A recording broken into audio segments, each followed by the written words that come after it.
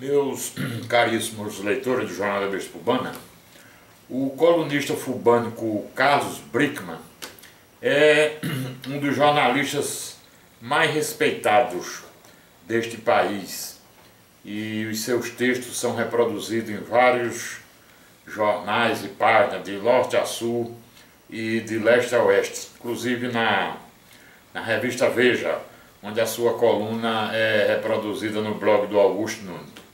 Aqui no JBF, Carlos Brickman escreve sempre às quartas e domingo e costuma me mandar seus textos com 2, 3 dias de antecedência.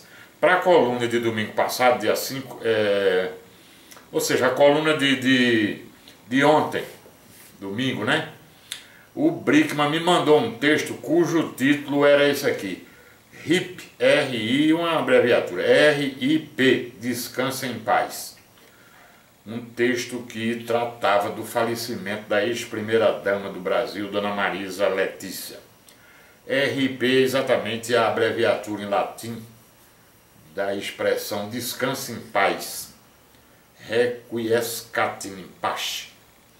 Assim que eu recebi a coluna do Brickman, imediatamente mandei essa mensagem que eu vou ler aqui, mandei para ele. Diz assim: estimado Brickman, o Jornal da Besta Fubana, que sempre foi de oposição e que sempre baixou o cacete no PT, resolveu não publicar nada sobre a doença e o falecimento da Dona Marisa Letícia, para não parecer que estava festejando a tristeza da família Silva. Não publicamos uma única linha sobre o assunto. Pergunto, você se importaria se eu suprimisse as primeiras notas de sua coluna de domingo sobre este assunto e publicasse apenas as outras notas? Se você não concordar, eu vou entender e não haverá problema. Não publicarei a coluna de domingo e continuarei seu admirador incondicional. Se você concordar, agradecerei imensamente a sua generosidade. Aguardo o retorno. Abraços e um excelente final de semana. Assinei. Luiz Berta, editor do Jornal da Besta Fubana. Aí imediatamente, demorou pouco, veio a resposta de Brickman. Luiz Berto, você dirige a Besta Fubana com competência e honradez. Pode cortar o que quiser. Abraço, Carlinho. E de fato, quem se der o trabalho de verificar a coluna de Carlos Brickman, que foi publicada ontem, aqui no JBF, ela não fazia qualquer referência à morte de Dona Marisa Letícia. A morte da nossa ex-primeira-dama, até o dia de hoje, não foi citada aqui no JBF. Está sendo citada a partir desta segunda-feira. E eu vou explicar por quê, a razão, daqui a pouco. Também o colunista fubânico Carlos Eduardo Gomes, que assina aqui a coluna Pensamento Livre, mandou um texto sobre o assunto. Um texto inflamado, baixando o cacete, e eu com muito jeito expliquei para ele que não iria publicar e que pedia a compreensão dele. Assim como não publiquei inúmeros comentários de outros leitores, falando sobre o assunto.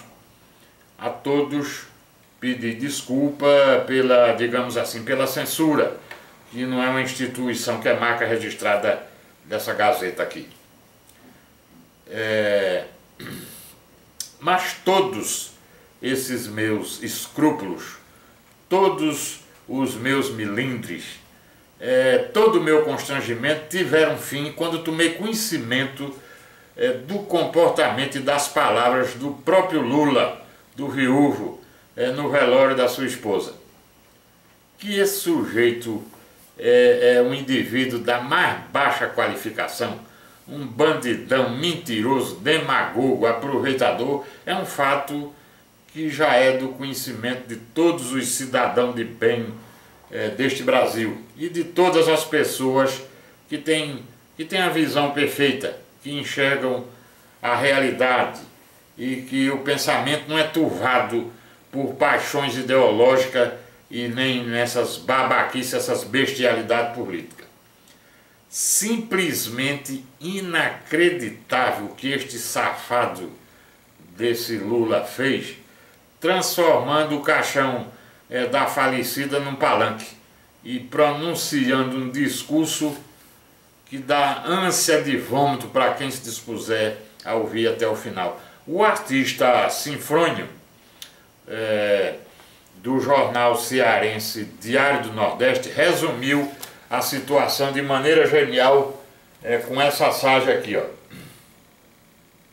Veja só, o esquife, o caixão, o cabra safado em cima com a camisinha do PT, o microfone dando discurso e a faixinha ali atrás, Lula 2018. Isso aqui resumiu tudo o que foi o velório de Dona Marisa.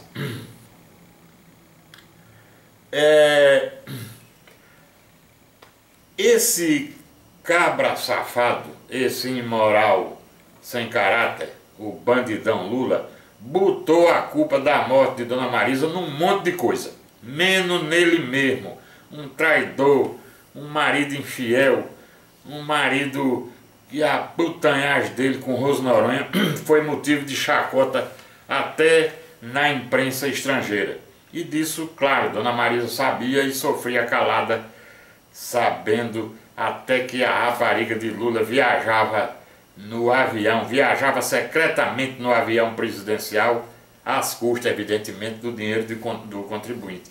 E foi por isso que ela morreu, de raiva, de desgosto, de saber e de tomar conhecimento pela imprensa que o apartamento que ela morava, que o sítio que ela passava os finais de semana era fruto da ladruagem do seu amado marido, cuja bandidagem foi transmitida para os próprios filhos.